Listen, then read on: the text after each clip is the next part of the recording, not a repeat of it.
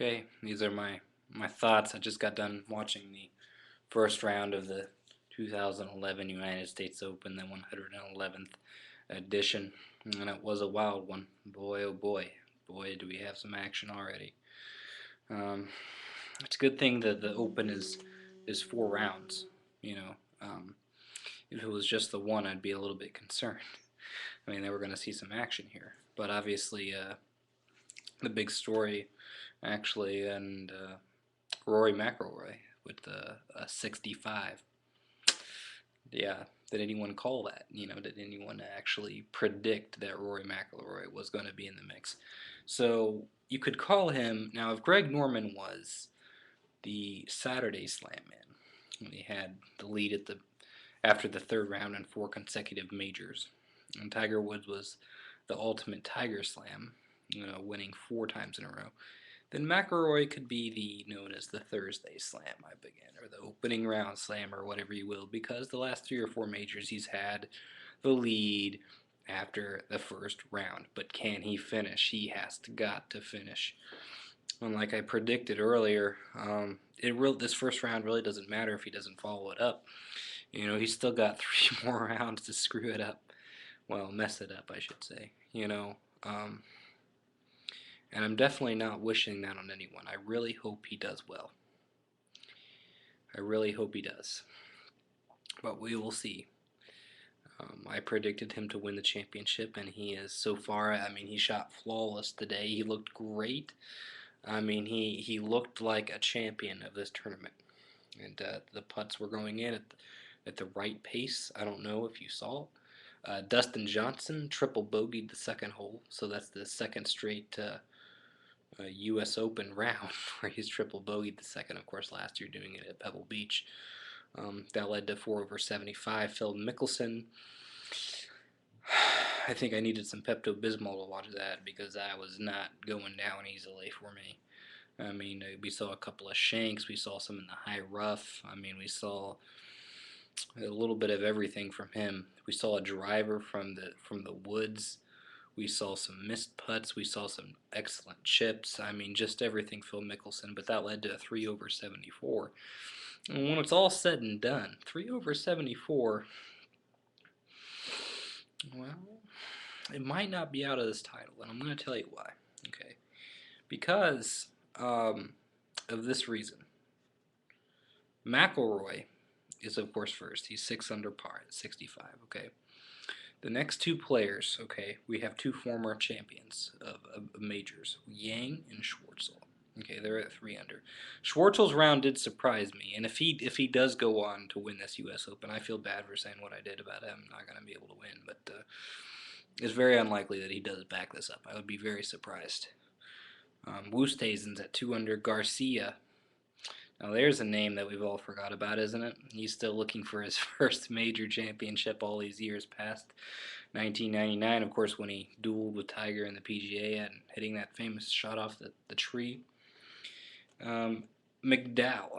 So, why I said Curtis Strange, was the last person to repeat U.S. Open championships, 1988, 1989. McDowell with a 1 under 70. And puts him in a really good position to do well here this week at Congressional. Now you have the lurking pack here. Now I said even par. You go out, you shoot even the first round. You're totally under the radar. You're nowhere close to the lead, but you're definitely by far at no way, shape, or form out of this thing. Cabrera, Harrington, Zach Johnson, Bubba Watson all shot even par. 3 of those 4 people, of course, major championship winners. But then here is probably the most interesting statistics of the day. Now, if you go on, you look at the top 5 players in the world, they're supposed to be the best in the world. They all shot 3 over or worse, starting with Mickelson. Mickelson, Keimer, and Donald shot 3 over. Stricker and Westwood shot 4 over 75s.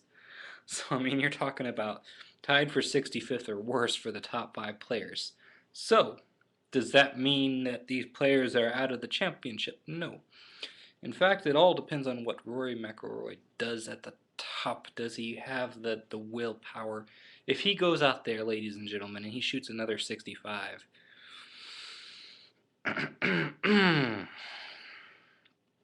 might see one of those other runaways, huh? If he can keep his nerves calm. I mean, we might see something that we have not seen a whole lot of, and that's something like we saw in 1997 at the Masters. I'm not even going to mention any names, but it could be something like that. I could foresee that happening. I could also foresee an imminent collapse from him and some nerves. Now, we have two types of golfers in this world, ladies and gentlemen. Those who win championships and those who do not. Okay, what type will Rory McIlroy be when it's all said and done? I don't know. Mickelson, I mean, he says he has alignment issues. I mean, I think he's prepared a little bit too much for these recent U.S. Opens, and I mean, I think if he just lets it go, feels the flow a little bit tomorrow, maybe shoots 66 or 65, and if he gets back up to 2 or 3 under par, he'll be in the championship. Obviously, McIlroy could stabilize or even shoot a couple over par. Then some of these other guys, the other four of the top 5 in the world I mentioned, what they've got to do basically is they've got to go out and they've got to shoot an under par round. I mean, I think the winner of this championship, in all likelihood, and they were talking that they think the stimp meter is going to get up to about 14 or 15. So I mean, it's gonna be fast. It's gonna be dry. The wind picks up. We've all seen U.S. Opens. Am I right? Or am I right? So I mean, the winner could still be over par. Who knows? 3 over could win the championship. So I mean, there's a lot of golf left to be played. I'm not proclaiming any winners, but McIlroy is obviously in a good position if he can handle himself. That's yet to be seen. Another guy that really just jumps off the page. Um, I'm a little bit surprised by Woosthuizen. He's done little since the British Open, and he shot 2 under. And Schwartzel as well as this 3 under. That was a good round as well. So there's a lot of guys in it. I mean, to see how the second round transpires tomorrow, it's going to be interesting because the first round historically doesn't mean a whole heck of a lot in terms of the eventual winner. I mean, it could be a common theme for McIlroy to get on at the first round. I mean, the first round leader usually is a no-namer. I don't know if you've seen a lot of majors, but it's usually some no-namer, unless Tiger Woods is, like, hey, I'm in the lead, everyone else can just go home on your plane or whatever. Or, the other option is it's some no-namer that we've never heard of.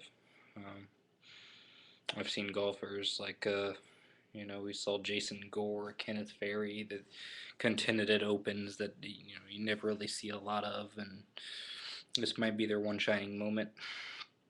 So I mean, this thing is still wide open. It is a U.S. Open, and I mean you're gonna see bad scores. Mickelson double bogeyed the first hole hitting into that pond after he said he had to go long in the press conference on Tuesday. I mean that play I don't understand.